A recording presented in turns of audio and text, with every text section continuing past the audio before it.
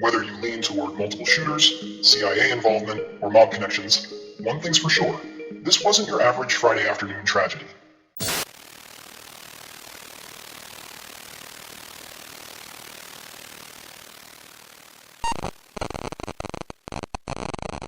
Alright, let's just get one thing straight.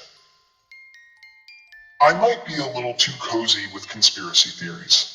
Just last week, I had a heart-to-leaf chat with my houseplant, wondering if it's actually a CIA agent keeping tabs on me. Seriously, if you stare at it long enough, those leaves start looking a little too judgy.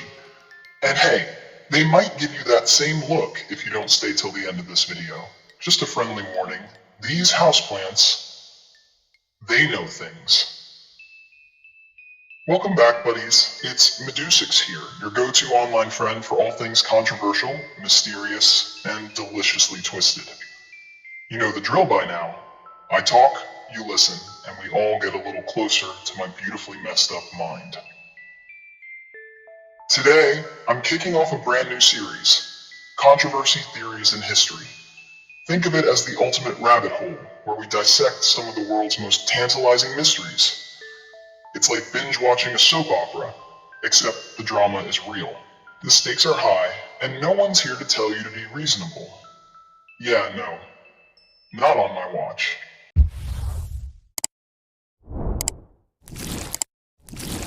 So, let's start this off with one of the most iconic controversies in history, the assassination of JFK.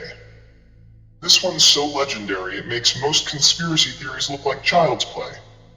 On November 22, 1963, President John F. Kennedy was gunned down in Dallas, Texas. Instantly, it felt like time froze. The official report from the Warren Commission claimed that Lee Harvey Oswald acted alone, taking 3 shots from the Texas School Book Depository. Seems simple, right?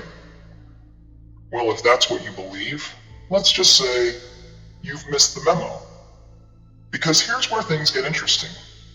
Oswald supposedly fired those 3 shots, and just like that, they managed to land the lone gunman narrative. But witnesses, lots of them, swear they heard shots from multiple directions. Enter the infamous Grassy Knoll theory. Imagine being there, watching, and suddenly realizing bullets are coming from different spots. People thought shots came from the book depository, the Grassy Knoll, even the drainage pipes. Forensic analysts even questioned the magic bullet theory, which claims one bullet hit both Kennedy and Texas Governor John Connally, who was sitting in front of him. According to this theory, this magic bullet didn't just wound 2 people, but managed to change angles mid-air. I mean, does anyone actually buy that? It's not just suspicious, it's downright wild. Even years later, people will tell you with a straight face that Oswald didn't do it alone. Cue the mysterious second shooter. In 1979, the U.S. House Select Committee on Assassinations officially concluded that there was likely a conspiracy based on an acoustic recording from a police radio. But did anyone in power follow up on that? Not really. Now, if multiple shooters weren't enough, let's throw the CIA into the mix. Why the CIA, you ask? Because this was the early 60s, and the CIA was basically running wild, doing all the shady stuff they'd sworn not to do, overthrowing governments, covering up scandals, and keeping enemies in check. And JFK? Well, he wasn't exactly their favorite guy. Kennedy had grown skeptical of the CIA after the Bay of Pigs disaster, that when a CIA-backed invasion of Cuba went horrifically wrong. According to some accounts, he even planned to splinter the CIA into 1,000 pieces and scatter it to the winds. For the conspiracy crowd, it's practically a checklist. President with opposing views? Check. CIA with a history of shady operations? Double check. Some believe that the assassination was an inside job to ensure the continuation of covert agendas, especially regarding Vietnam. In 1992, Congress enacted the JFK Records Act, establishing the Assassination Records Review Board, ARB, to release documents related to the assassination. But even today, hundreds of CIA documents remain classified. Makes you wonder, right? What are they hiding that's too dangerous for us to see even 60 years later? Spoiler alert, it's probably not just paperwork. And just when you think we're done, here's a plot twist. Organized crime. Yep, let's add the mafia to the cast list. The Kennedys weren't just fighting their battles in the political arena. Attorney General Robert Kennedy was cracking down on organized crime like it was his personal vendetta. And the mob didn't take too kindly to it. Sam Giancana, a notorious mob boss, reportedly helped JFK win Illinois in the 1960 election, only to feel betrayed when the Kennedys turned on organized crime.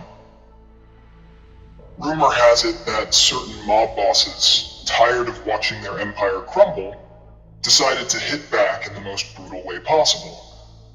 Then there's the fact that Jack Ruby, the guy who shot Oswald on live TV, had ties to the mob. Coincidence? Please. Ruby claimed he did it out of patriotism, but it's hard not to think he was silencing a guy who knew too much. And for those of you clinging to the Warren Commission's tale, bless your simple, trusting hearts. But as you dig into these details, it starts feeling like everyone's winking at you, as if to say, believe what you want, but don't look too close. Trusting the official story is like watching a low-budget movie and hoping for Oscar-level performances. Think about it. JFK's death wasn't just the loss of a president, it was a seismic shift in American politics and culture. A lot of people had a lot to lose if Kennedy's ideas about peace and reform had continued. If you're a skeptic, you're probably side-eyeing me right now, thinking, oh, here we go with the conspiracy crackpot stuff. But keep up, would ya? This is Controversy Theories, not Trust Everything You Read 101. Let's talk numbers. According to a 2017 survey, over 60% of Americans still believe there was a conspiracy in Kennedy's assassination. That's right, folks. Over half the population isn't buying the lone gunman narrative. Whether you lean toward multiple shooters, CIA involvement, or mob connections, one thing's for sure. This wasn't your average Friday afternoon tragedy.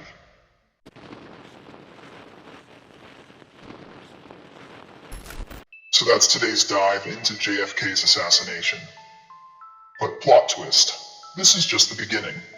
If this one made your head spin, stay tuned.